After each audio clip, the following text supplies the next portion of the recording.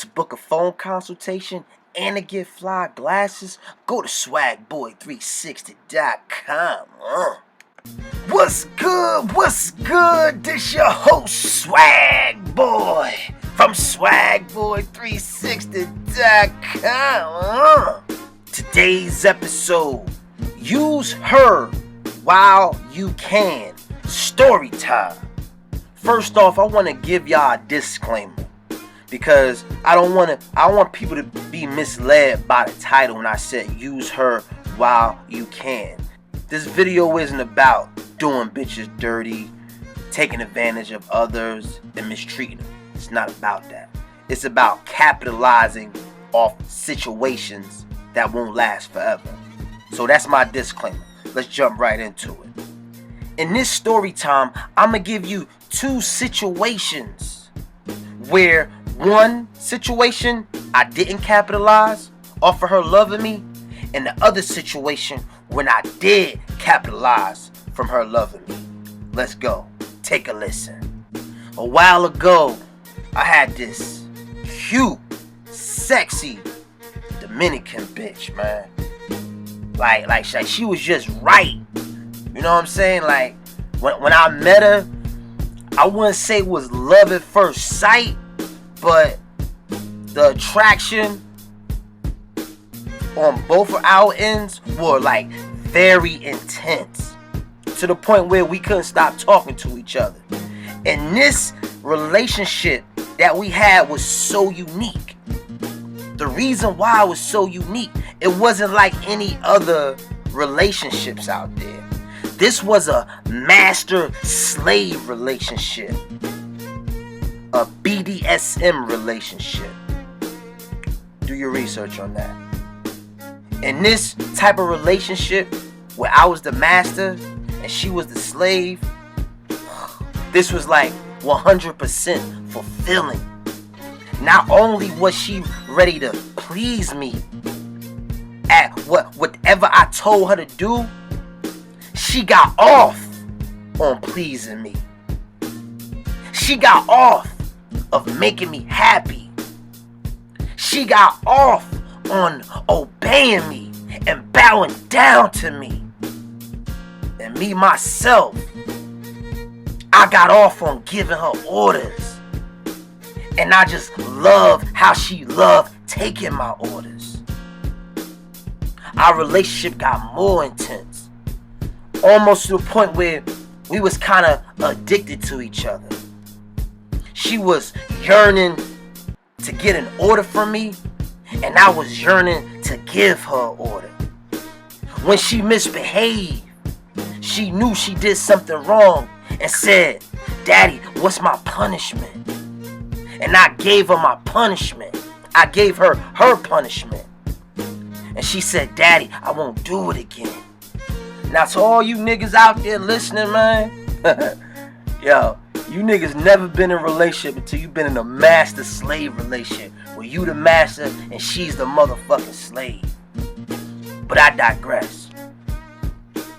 As the relationship continued, we started to get interference.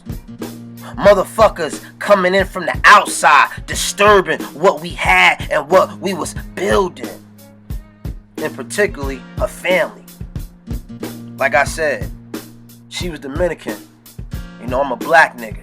Now, I know everybody be like, "Well, Dominicans, they black too." Yeah, nigga, I know. But Dominicans don't consider themselves black. See, her family didn't like the fact that not only she was in a relationship with a black nigga, but she was dropping everything for this black nigga. A family cookout, she ain't going in. She going with her black boyfriend, her black daddy, her black master. Her family started to take notice of this shit. They like, no, mommy, what are you doing? Don't do that. Hey, leave him alone. He's a monkey. We don't like that. Go with another Dominicano. Now, I know that sound Mexican. I don't sound Dominican, but y'all get my drift. They didn't like her with another nigga. Her brother saw her with a nigga, he ain't like it. Her father saw her with a nigga, he ain't like it.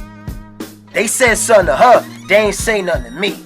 Now, I ain't really get no flack from her father. It was mainly her brother and her mother. Her mother and her brother did not like the fact she was fucking with a nigga. Later down the line, she became rebellious. She was like, mommy, fuck that. I don't give a fuck. That's my man. Whoever don't like it, fuck it. She became rebellious. This bitch started taking up for me, son. Even got in a beef with her brother. Her motherfucking brother called me a monkey, son. When they was arguing, he was like, go back to your monkey ass boyfriend. When she told me that, I had to do what only a real nigga would do. I had to confront that nigga. Called him up.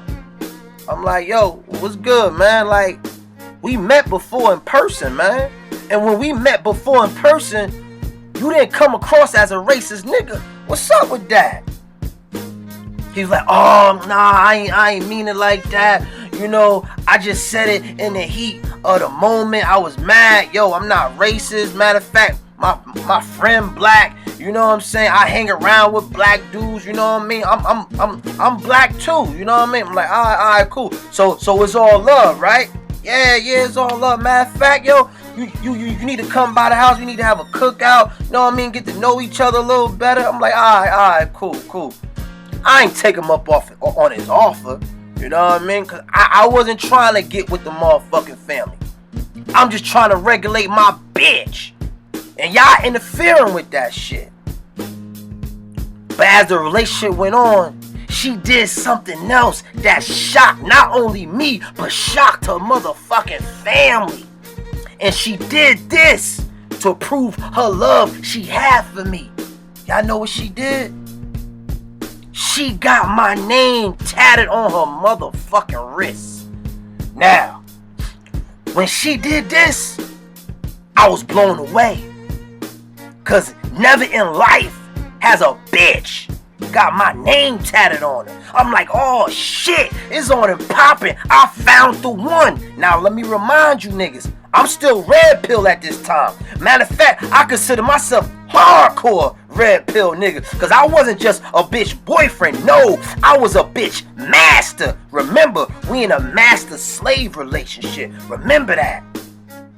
So when she did that, it's like I didn't let my guard down, but I started lacking a little bit because I thought, this is the bitch for me. It's no way in God's green earth, no way in hell, this bitch will get a tattoo of my name on her wrist where everyone will see if she wasn't the one for me. I'm like, this bitch ain't gonna fuck up. This bitch got my name tatted on her. But like her, and the rest of these bitches, they always surprise you, man. About a few months later, after she got my name tatted on her, she started acting a little funny style.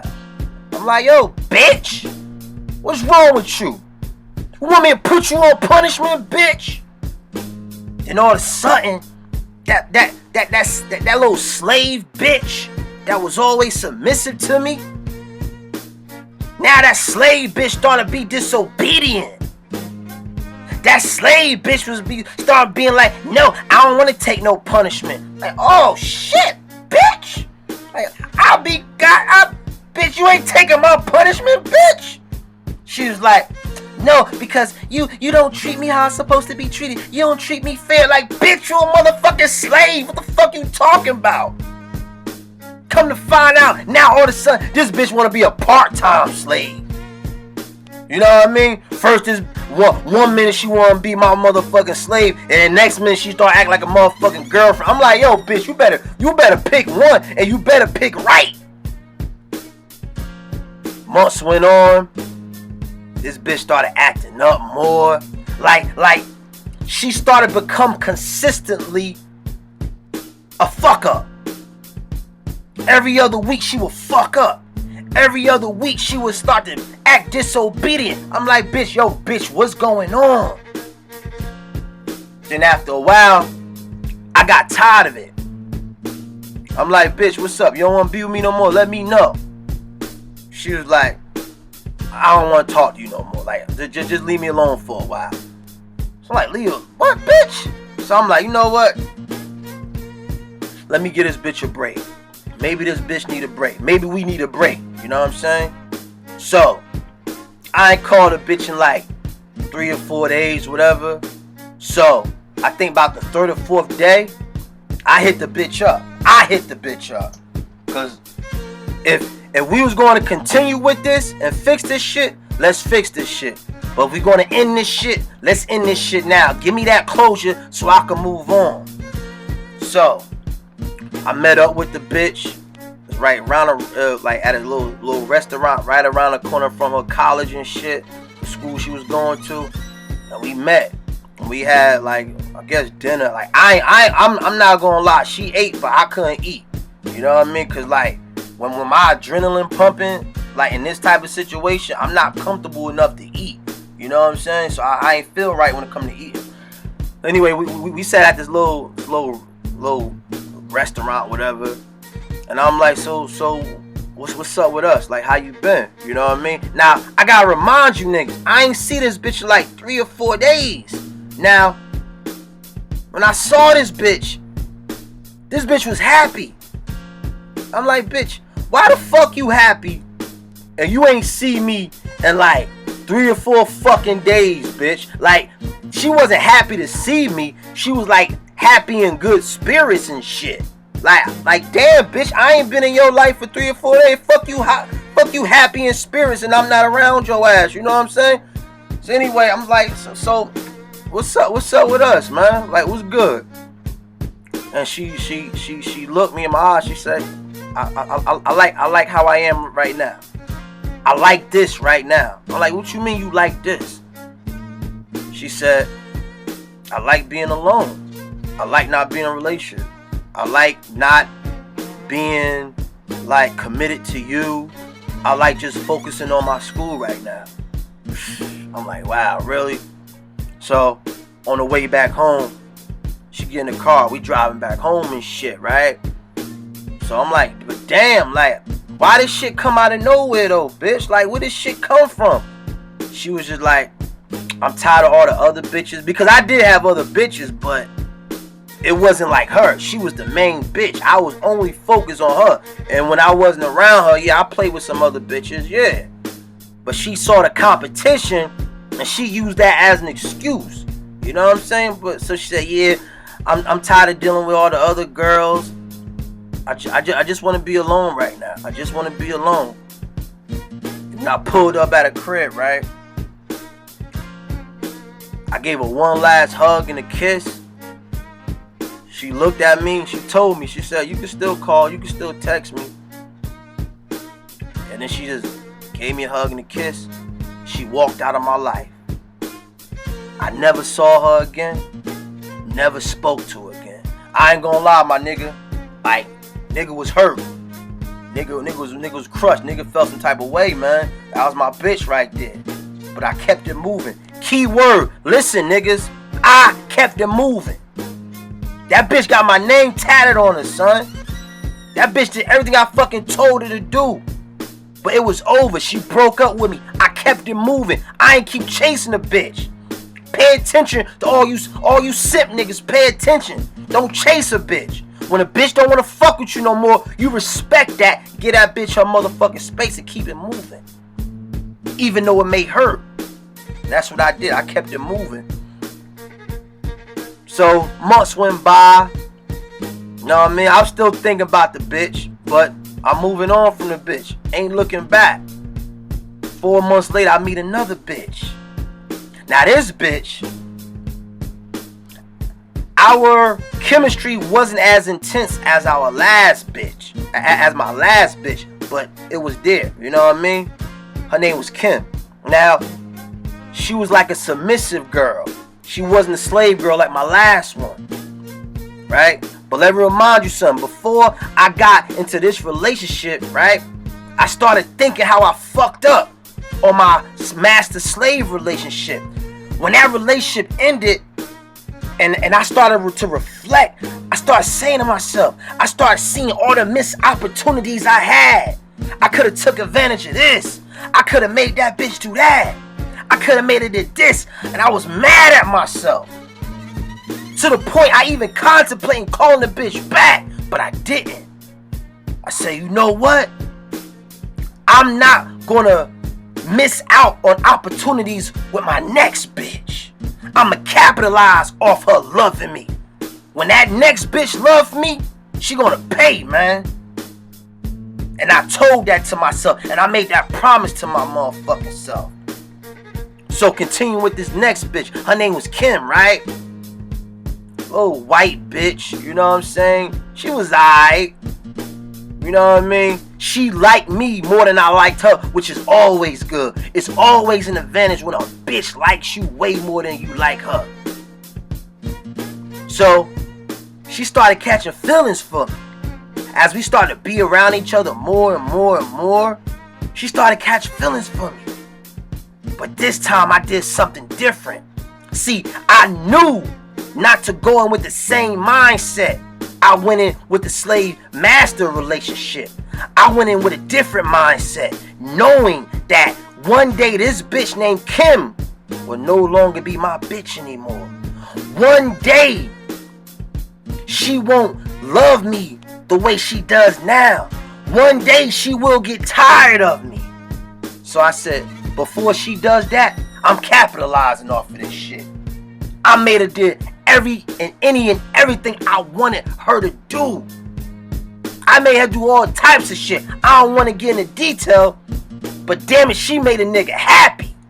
See the difference between this relationship I was in with Kim and a slave bitch? See, the slave relationship I had with the bitch, it was like sexually fulfilling and ego fulfilling. Because she gave me that illusion to the power I had over the bitch. But I really ain't had no power over the bitch. It was just an illusion. But it was fulfilling though. Just to feel that way. But with Kim, oh, it was fulfilling on an ego standpoint, a sexual standpoint, and a financial standpoint. But with Kim, long story short, that relationship came to an end as well. She started slacking, started showing low interest in the nigga, and then after that, we went our separate ways. But in this time, I wasn't the sad one. I wasn't the one that was real hurt and confused. Because now, I'm more red pill advanced that I know that the end will come. I don't know when the end will come, but it will come. See, what Kim didn't realize is that even though she was slacking, and we wound up going our separate ways, whatever, she was a blessing to me. Because I made her become a blessing to me. By me telling her what to do, when to do it, how to do it, she was a blessing to me.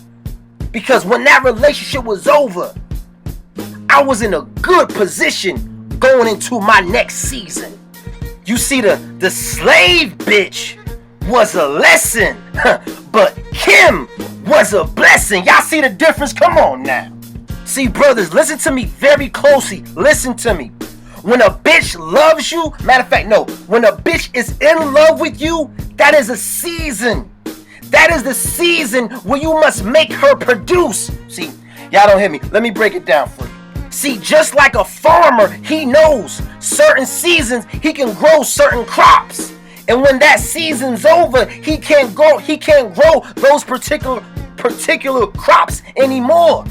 So when a bitch is in love with you, that is a season that she is in, that you must make her produce what you want her to produce.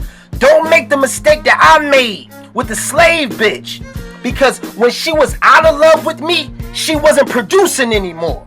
See, when a bitch is in love with you, she'll produce. She'll go above and beyond to please you when she's in love with you. But when she's out of love with you, she's not doing the same thing she used to do before. She's slacking. She's not fulfilling your needs anymore. When she's not in love with you, she's not going above and beyond anymore. And when she's not in love with you anymore, or should I say, when that season is over, there's nothing you can do. You can't put water on the goddamn dirt and think it's gonna grow. No, it ain't growing. I don't care how much fertilizer you put on that goddamn dirt to produce. It ain't producing no more. Damn it, the season is over. I see a lot of you niggas don't want to accept when the season is over. I be seeing y'all niggas. The bitch don't want to be with you no more. The bitch is not in love with you anymore. Your punk ass want to go buy her jewelry, buy her flowers, buy her candy, give her money, thinking that's gonna produce love again. No, the season is over, nigga. Accept it, learn from it, and move on. So in closing, when a bitch is in love with you, that is the time you must make her produce. That is the time where you must capitalize off of her love that she has for you, because that love ain't always gonna be there. One day that love will start to die down, and that season will be over. And to my single brothers out there, let your last relationship be a lesson so your next relationship can be a blessing. Come on now. That was today's episode. Like, comment, subscribe, and I'ma catch you on the next go round, my nigga. Hello.